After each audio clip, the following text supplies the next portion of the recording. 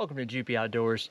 This week we are replacing our power converter in our fifth wheel. I'm going to show you guys how you check it, how you test it, some of the symptoms that you're going to be experiencing if your converter starts to go bad, and show you how to replace it. Let's get to it.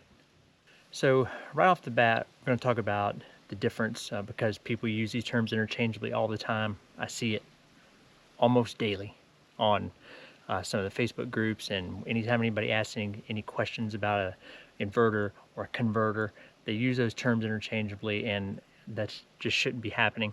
They're two completely different pieces of equipment. So to start with, an inverter is going to be connected directly to your RV's batteries, and it's going to pull DC power from your batteries, and it's going to invert that into 110 volt AC power, so that you can plug in 110 volt, appliances, or so it'll run the 110 volt side of your RV. That's an inverter. That's not what we have here in our fifth wheel. Fifth wheels and travel trailers, they may have a small inverter, but the part that's going to be charging your batteries in your fifth wheel or your travel trailer 90% of the time is going to be a converter. And what this does, you see it has a plug on the end of it. So here's our plug. So you're going to plug this in. Ours has a dedicated outlet in the basement down here just for the converter. You're going to plug that in, and this actually takes 110 volt power and converts it to 12 volt DC power to run all the DC side of your RV. Things that it's going to run, things that require DC power in your RV, are going to be things like your thermostats. So your thermostat for your air conditioner, for your furnace. The furnace itself is DC powered. It's going to require 12 volt DC power to run. Your lighting inside is going to be DC powered.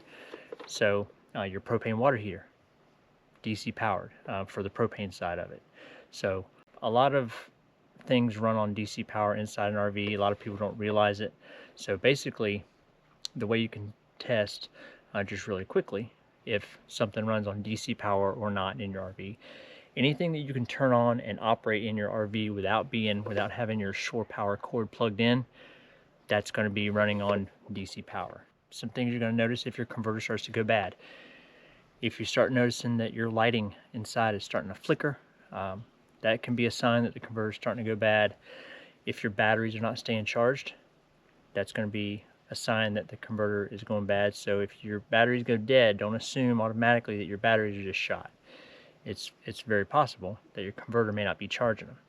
So you can either get your batteries recharged so that you can hook them up and test them, or you're going to be able to check this converter. I'm going to show you how we're going to do that. All you need is a voltmeter, and you're going to be able to test your converter. So it's not hard to do. First you have to locate it.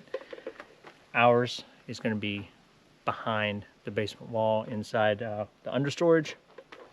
So there's a couple types of converters. You have a deck mount converter. So this one actually has holes. So it screws right down to the floor, plugs in the wall, has a positive and a negative connection for wires back here, and that's it.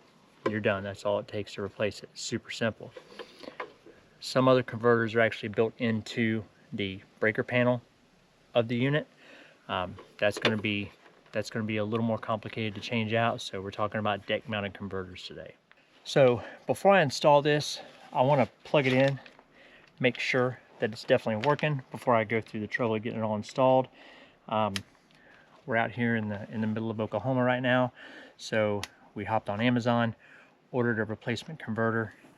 What happened with ours is, after running the heater, we got up the next morning and I noticed on my battery monitor inside that my batteries were down to about 12.5 volts, which on our lithium batteries, that's very low. We don't usually ever see them get even close to that low, especially with the converter working. So I knew we had a problem.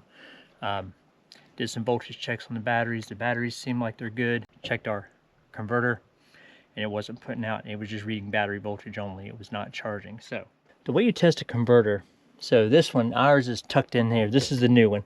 But basically all you'll do is take your voltmeter and check the positive negative side, And if you check that, see ours is reading 14.5. So it's putting out 14.5 volts. This is a lithium converter. So this one's for lithium batteries. 14.59, 14.6 is exactly where you want it for lithium. But it doesn't matter what type of batteries you have. You should be able to connect to this converter with it plugged in and see it reading voltage. You can disconnect the wiring, check it again, and see if you have voltage coming out of this. If you don't, then the converter's shot. So you'll just want to make sure to get the correct converter. Some of them, this one's for lithium only. They have auto detect converters that will detect whether it's a flooded battery, an AGM, a lithium, but I never plan on having anything other than lithium batteries in this again. So I'm going straight with the lithium converter. So this is the WF9855 lithium. It's not made by WFCO, which is the brand that the fifth wheel came with. This is a replacement. I mean, honestly, it's a Chinese replacement, but if it charges our batteries, it was only $65. It had excellent reviews and a lot of reviews. A lot of people seem very happy with it, so I'm going to go with that for $65. You really can't beat it. That's a really good deal. I'll leave a link to that in the description of the video so that you can check out these converters. If for some reason your converter is not putting out voltage, one other thing you want to check, they're all going to have fuses right here in the back, 2 fuses. You can pull these fuses and check. These are reverse polarity fuses, so if for whatever reason something happened, you hooked your batteries up backwards or something like that, these fuses will pop so it doesn't damage the converter. So you can always check these fuses also if your converter's not putting out any voltage. So like I said, our converter is back here underneath storage. You can see it right here. So it's got one screw in the front here. I haven't climbed in here yet, but I'm assuming there's a screw in the front on the other side as well. And then here's our wires. So the dedicated outlet is back behind this mess. RV manufacturers should be ashamed of themselves for doing stuff like this, but basically it's behind that glob of wires. There's a dedicated outlet. So I'm going to climb in here, get this thing unbolted, and get this out where we can get these wires unhooked and switch it out.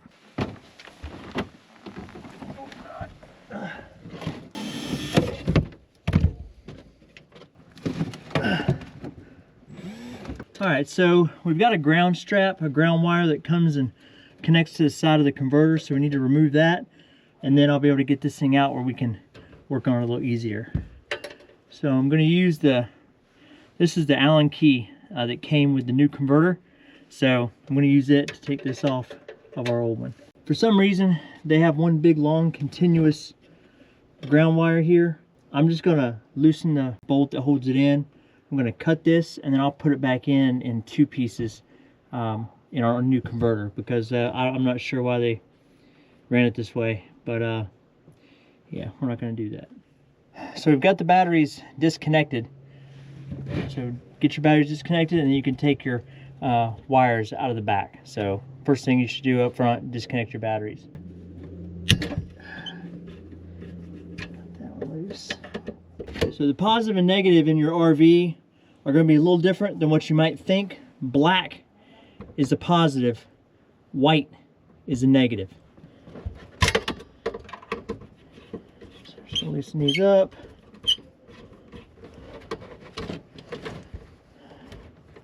Slide that negative out of there. Just like that, old converter is out. So we're going to come in here and put our ground wire back on. Now we got plenty of room to actually run this through, run them both through the same side. Alright, ground wire is attached. I've got our converter plugged in back here. So now we're just going to lay it down. We're going to get it back here in place. Got our converter back mounted. Now we're just going to reconnect our wiring, positive and negative. Then we'll get the batteries hooked back up, turn this converter breaker on. So when you put the wire in there, you can kind of feel when it inserts all the way.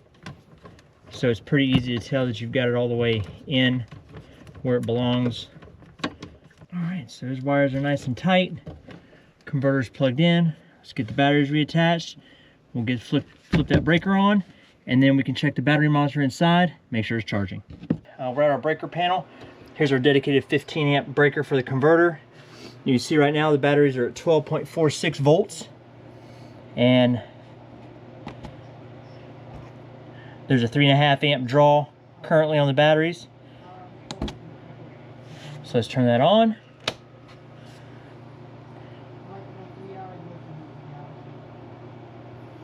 And immediately you can see the voltage start to climb.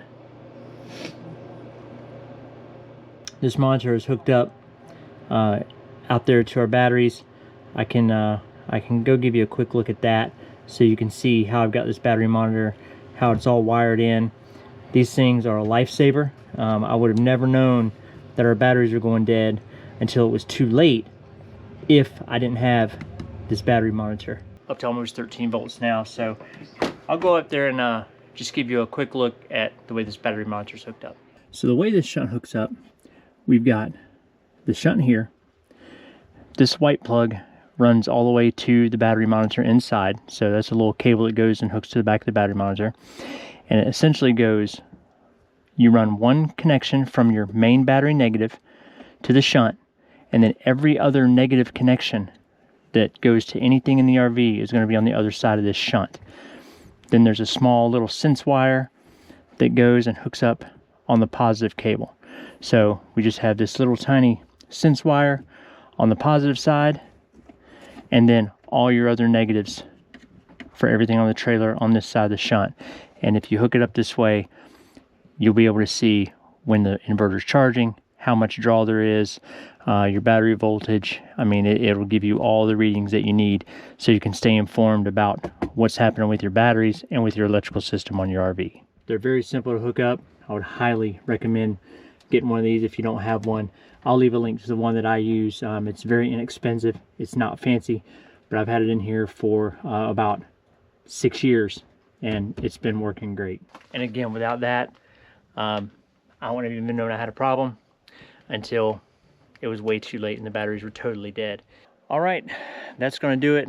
That's how you, that's probably way more information than you need on changing your converter, but I kind of wanted to cover, kind of give an overall kind of view of what that converter does, how you can test it. If I didn't explain something clear enough for you, or if you have a question, definitely leave it in the comments. I try to answer any questions that we get in our comments, but that's all there is to it. You know, like I said, there are a couple different kind of converters, so this is for the deck mount converter. Now I just have to get all of our stuff back in the storage. That's going to do it for now. We appreciate you guys watching, and we'll catch you guys down the road.